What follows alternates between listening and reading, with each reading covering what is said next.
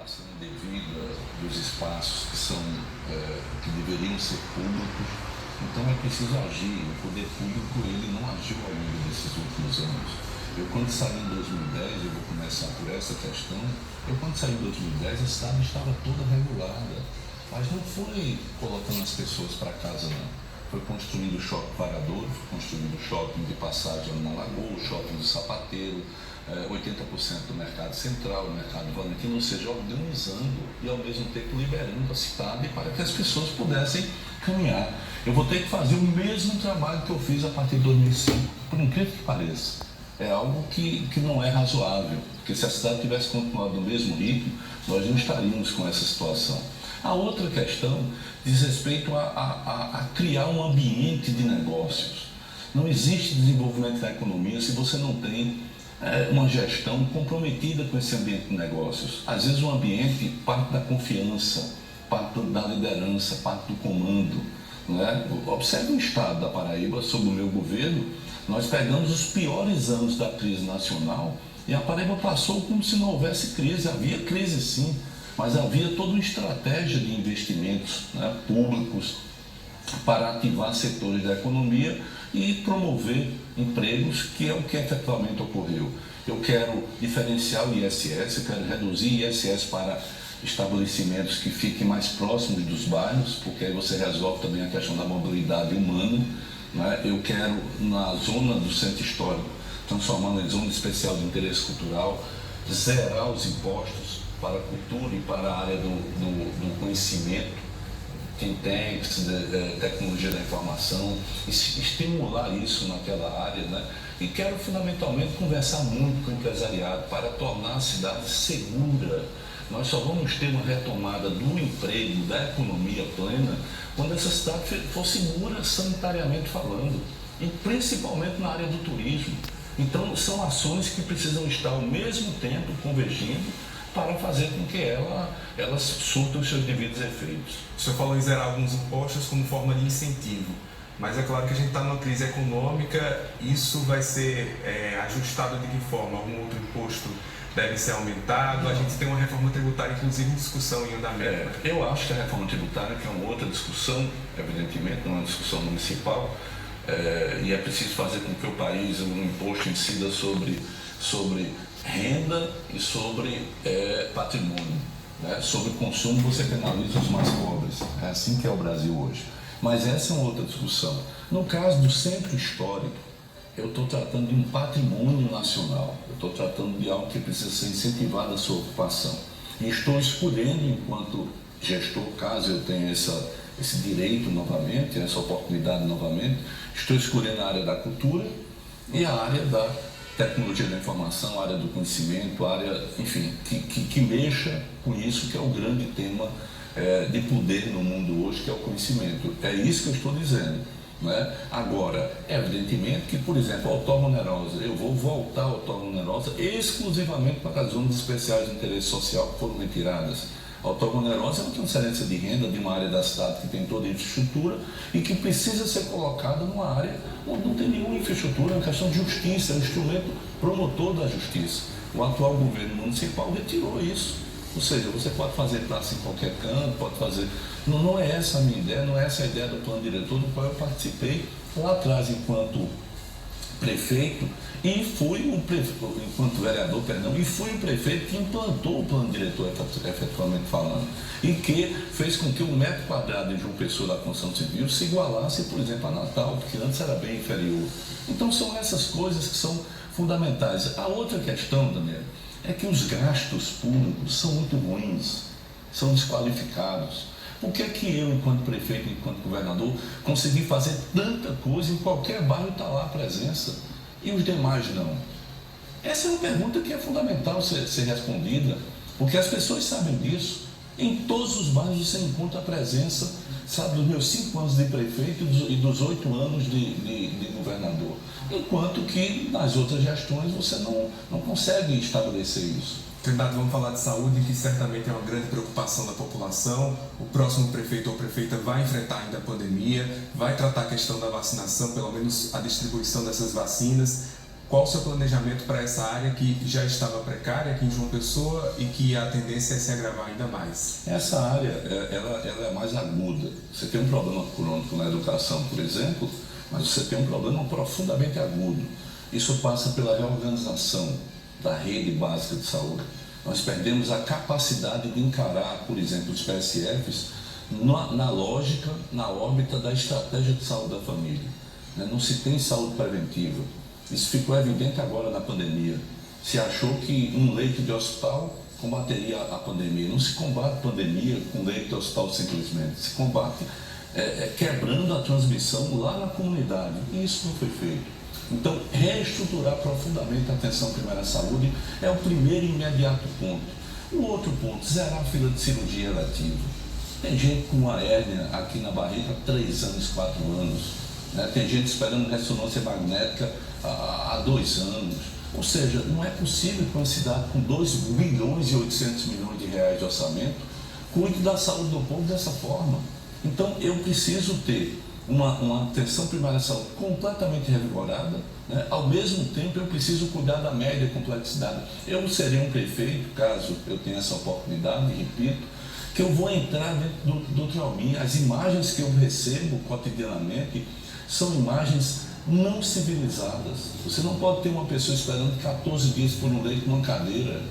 Você não pode ter uma pessoa que foi atendida lá de emergência no chão. Isso não é... E sabe por que isso acontece? Por falta de uma retaguarda. No trauma, eu criei a retaguarda, que era aqui bem próximo da TV Tambaú, que era o H-Top. Aquele foi a retaguarda que resolveu o problema da superlotação do trauma. O trauminha, ele precisa ter uma nova retaguarda. Eu vou criar uma nova retaguarda e vou exigir uma coisa que é fundamental: respeito ao próximo. Nós temos que respeitar o próximo. E isso na saúde é fundamental. Jaceline vai trazer agora a pergunta do telespectador. A pergunta do nosso telespectador é sobre pavimentação. Vamos colocar aí a interação dele na tela. Olha aí, o Jefferson. Gostaria de saber do candidato sobre a pavimentação, pois moro no Alto do Mateus e é um bairro esquecido. Qual é o projeto que o senhor tem para a pavimentação? Porque eu ando na comunidade de João Pessoa, não sou o Alto do Mateus, mas outros bairros vêm sofrendo com buracos, com coisas terríveis, situações em ruas que são intransitáveis. Qual é o projeto que o senhor tem para essas pessoas que precisam, então, desse auxílio? Por coincidência, eu estava antes de ontem no Alto Mateus, e o Alto Mateus é um bairro que eu, enquanto prefeito e enquanto governador, calcei 52 ruas. A prefeitura calçou 3 ou 4. E não era função do governador. Só como governador foram 32. Ou seja, 52 ruas daquele bairro. Eu vou zerar, por exemplo, o Alto Mateus. Eu vou calçar todas as ruas que faltam, que não são muitas, na verdade. O Valentina Figueiredo, ou seja, a estratégia é ir cercando os bairros e zerando. Como é que eu faço isso? Eu fiz como fiz com um orçamento 6 vezes menor, lá em 2005, entre 2005 e 2010. Observe que nesses 5 anos, eu calcei enquanto prefeito, 577 ruas. E quando você compara com esses 8 anos últimos, não há sequer comparação, porque são números bastante diferenciados. Além disso, eu respondo a uma demanda por empregos, porque o calçamento ele é feito por empresas locais, em que contrata gente local, compreendeu? Então, e além de estimular, e eu vou estimular nos calçamentos de bairros, a contratação de gente do próprio bairro. Fiz isso como governador muito, Eu estimulava a contratação de pessoas da própria cidade, onde as obras eram feitas. Então a ideia é que a gente acelere a pavimentação nos bairros, que é um recurso fundamental para gerar emprego, e ao mesmo tempo vá conformando uma cidade que infelizmente aumentou essa demanda, se perdeu no tempo, não conseguiu acompanhar o ritmo que foi imprimido lá em 2005 e 2010, nesse período, e ao mesmo tempo reativando a construção civil, reativando com obras e reativando também com calçamento de ruas. Minha meta, sinceramente, é entre 300 e 400 ruas calçar nesses próximos 4 anos, com o orçamento próprio do município. Candidato, vamos falar de Operação Calvário, porque o eleitor certamente o conhece pela experiência em gestão não só na prefeitura, como no governo do estado. Mas, ultimamente, o senhor tem sido visto pelas acusações, que o senhor deve concordar comigo, que são gravíssimas em relação a supostos desvios na saúde e educação do estado. Para esse eleitor, o que é que o senhor tem a dizer em relação a tudo que foi colocado pelo Ministério Público da Paraíba? As acusações são gravíssimas e são completamente mentirosas. Eu não conheço ninguém no Brasil que afirme isso de uma acusação vinda de membro do Ministério Público. Eu estou dizendo isso. Né? Não é fácil dizer isso, mas eu estou dizendo isso. Durante 1 ano e meio, tentaram me quebrar e me excluir da política. Eles não queriam me condenar na justiça, não, daqui a alguns anos. Eles queriam simplesmente me excluir da política. Exatamente porque não há muita disputa, Daniel, em relação à política. As pessoas sabem quem tem um melhor projeto. As pessoas sabem quem tem uma melhor capacidade de gestão. As pessoas sabem quem mais fez e quem mais naturalmente pode fazer. A forma que tinha para mim alijar da política era me envolver em coisas que não existe absolutamente nenhuma prova. E isso é muito grave. E isso vem na história de um país que sempre tratou as gestões que mudaram alguma coisa, sempre tratou buscando excluí-las sob a pecha de corrupção. Foi Getúlio Vargas, foi João Goulart, depois foi a Dilma, que foi derrubada sem ter um crime de responsabilidade. Depois prende um presidente para que ele não disputasse uma eleição e agora ninguém mais fala sobre isso. E aqui vem com uma acusação que é débil, é tão frágil, né, que se um jornalista fosse ler as acusações e ao mesmo tempo fosse comparar com a realidade, veria que é um embuste. Como é que você pode acusar 130 milhões, no início era 1 bilhão? O Ministério Público chegou a falar em 1 bilhão, que é uma maluquice, é uma falta de respeito com a inteligência das pessoas. Aí depois passaram de 134 milhões. 134 milhões corresponde a 2011, 2012 e uma parte de 2013 do orçamento do trauma. Como era possível retirar isso 2 anos e meio de um hospital que funcionava e como funcionava, que acabou com seus problemas, que peguei com 148 leitos, deixei com 331, tinha 10 leitos de UTI, deixei com 57.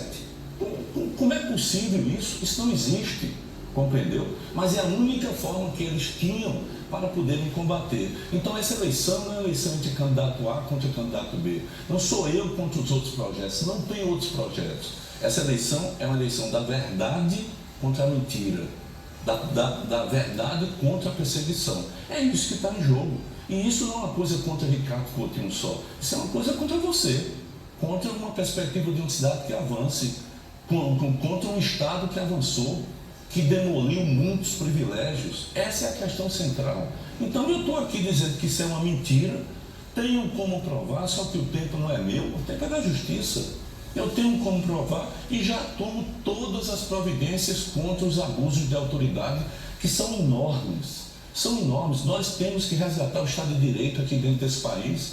Você não pode pegar uma pessoa, colocá-la na mídia sem dar qualquer tipo de espaço para que ela se defenda, destruir ou tentar destruir a reputação dessa pessoa e essa pessoa não ter absolutamente nenhuma prova contra ela.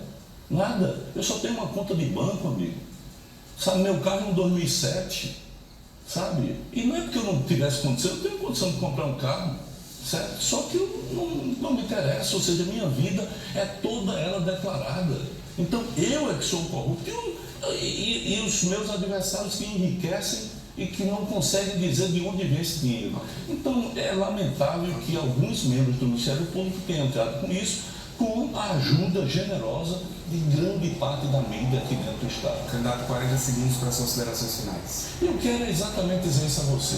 Né? Estão tentando levar a população de João Pessoa e a população da Paraíba a escolher entre a política e a mentira. Fiquem com a política, fiquem com a verdade. Né? Observem que se houvesse alguma coisa concreta, essas coisas estariam sobre a mesa. Mas não tem nada sobre a mesa, não tem um depósito que eu tenha recebido em qualquer parte da minha caminhada, não é só agora não, é na minha vida inteira. Não tem um empresário dentro dessa cidade ou dentro desse estado que porventura diga que recebeu algo ou que foi obrigado a pagar algo ilegal comigo. Então essa é a diferença fundamental, é a diferença de uma cidade que sirva a todos, uma cidade que volta a ser um pequeno grupo. Ok, agradeço a participação do candidato Ricardo Coutinho. Amanhã recebemos Anísio Maia do PT, Jacelino. Obrigada, Daniel. Um abraço.